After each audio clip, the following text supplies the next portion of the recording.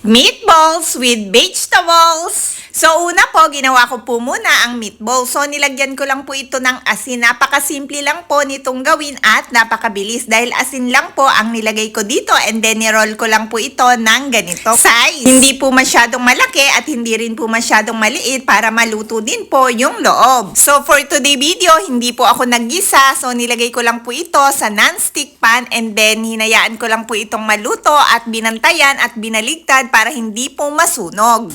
Then, tinakpan ko po para maluto din po yung loob and then nilagay ko po ang carrots.